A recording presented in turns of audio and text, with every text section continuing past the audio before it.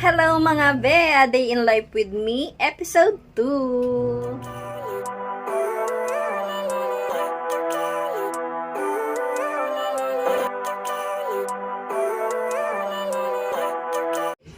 Hello guys! Ano gugawa natin dito guys? Ayan, so for today's video, ako ay maglalaba and hello mga be! So welcome na naman sa another episode ng buhay ko. Today ay gagawa ako ng isa sa pinakamahirap na gawain ng isang ina. Ano pa nga ba kundi ang paglalaba? Dito sa bahay namin, 3 lang kaming nagbibihis, kaya naman ang labahin kay konti lang. Well, sa totoo lang, kahit 3 lang kami, malakas kami magbihis. So, ang ginagawa ko, every 3 days na lang talaga ako naglalaba para hindi na lang matambak ang aming labahin. So, sa paglalaba, bibigyan ko kayo ng teknik para mapanatiling maputi ang inyong mga damit na puti. Yun syempre ay gagamit tayo ng tina. Ayan, yung kulay blue or kulay asul na bagay o na powder na inihahalo kapag ka naglalaba.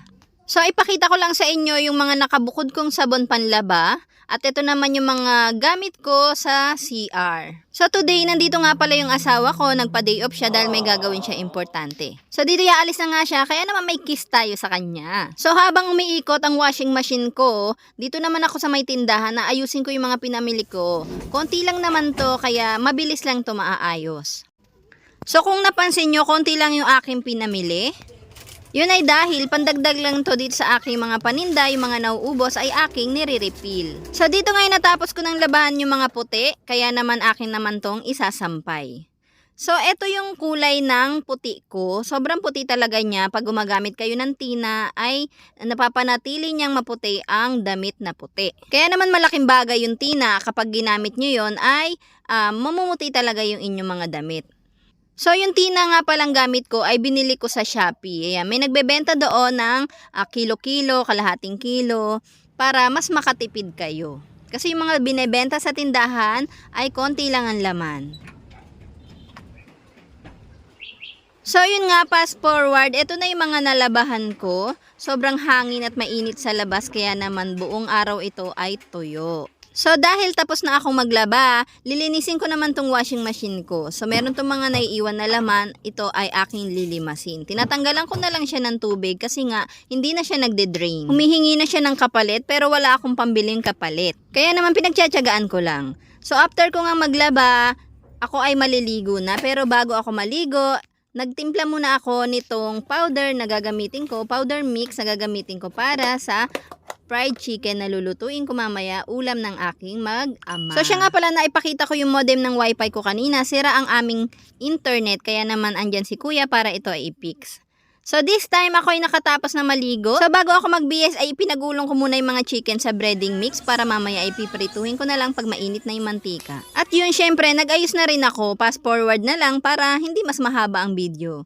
So itong pampaganda ko nilalagay ko sa rep para malamig siya at maganda sa muka. Mawala yung mga pores natin dyan. So itong mga chicken ay luto na nga. Ayan, pinas forward ko na lang talaga lahat kasi nga ay sayang ang oras at mahaba masyado ang video.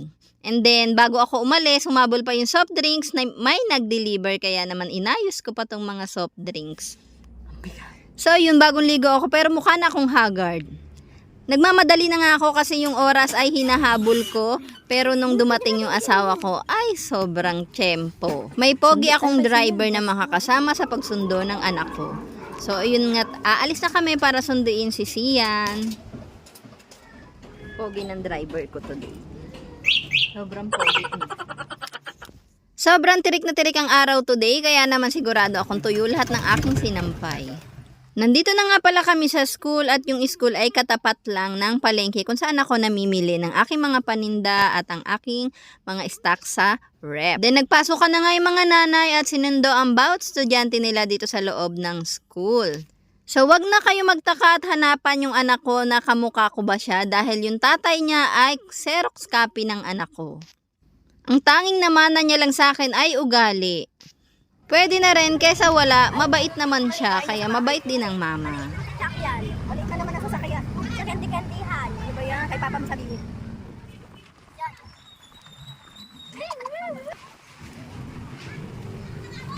Sala nga ah. Dito nga daw ko. Itong kulay, yan, blue. Yan? Blue daw, blue.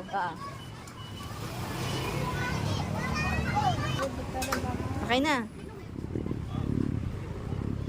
Masaya ka? Oh. Masaya ka? So nakarating na nga kami dito sa bahay at ako ay gutom na. Kaya naman pagpasok pa lang ay nagsandok na ako at kumain. Imbis na hindi ako kakain dahil diet talaga ako pero hindi ko napigilan yung prito na manok. So after ko nga kumain, ako ay nag-ugas na rin ng plato dahil wala namang ibang gagawa nito kundi ako rin mamaya kaya inugasan ko na alang agad. So pagdating sa tubig ay maligamgam na tubig ang iniinom ko kasi ayoko ng malamig.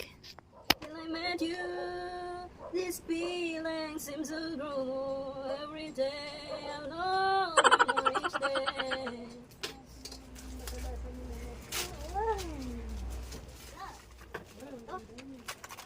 Hello guys!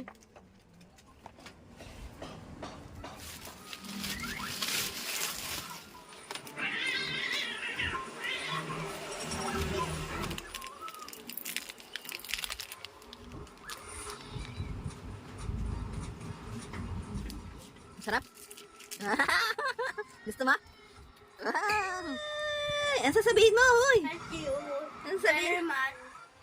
So binuksan ko yung mga parcel ko para maipost ko na sa TikTok nang mapagkakitaan naman. Dito ay tuyo na lahat ng damit. Thank you Lord kasi hindi umulan ngayon kaya naman natuyo lahat ng aking damit.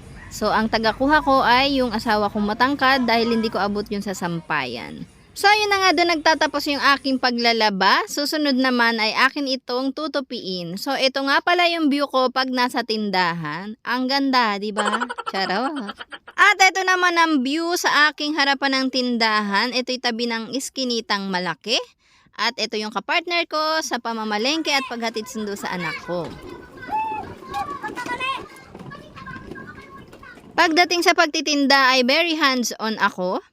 Para ma-manage ko ng maayos at mapalago ko itong aking maliit na tindahan. 3 years na ako nang titinda dito pero limited lang ang pwede kong ilagay na paninda dahil nga maliit lang yung aking tindahan.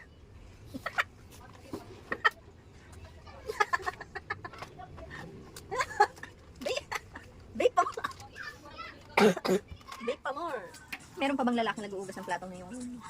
Macho na, gwapo pa. Ay!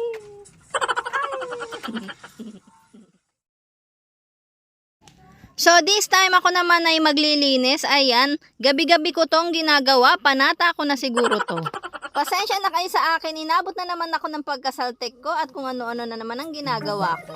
Alam nyo talaga ako'y komedyante pero minsan nagiging seryoso talaga ako pagdating sa mga problema. Ganun pa man habang tumatanda ay kasama na yata sa ating pagtanda ang ganong sitwasyon. Nag-iisa nga lang ang katawan ko pero yung kamay ko ang daming nagagawa. Multitasking talaga. Ganon siguro talaga pag nanay ka, no, kung ano yung makita mong gawain na ayusin mo kahit may ginagawa ka pang iba. Kasi ngayon wala namang ibang gagawa nun kundi ikaw. Kaya naman saludo ako sa mga kapwa ko nanay kasi ang gagaling natin. Para tayo mga superhero na kaya nating gawin ang kahit anong bagay para sa ikagaganda ng pamilya, ng tahanan, at ng sarili. So this time tapos na ako sa mga gawain at ako'y nagpahinga na, uminom na ako ng aking magic juice. Ubod asim nga nito pero kailangan nating inumin para mabawasan naman ang mga taba-taba natin sa katawan. So etong anak ko patulog na, nagutom pa kaya kumuha siya ng biskwit at kumain. So pagpasok nga ng kwarto akala kita tapos na ang lahat, nagpahinga na ako. Naalala ko meron pa pala akong plantsahin kaya naman nagplantsa muna ako ng mga uniform na susuotin ng aking mag-ama. So this time ay tapos na ang buong araw ko kaya bukas naman uli. Maraming salamat sa panonood. Huwag kalimutan mag-like, share, comment, and subscribe. Bye-bye!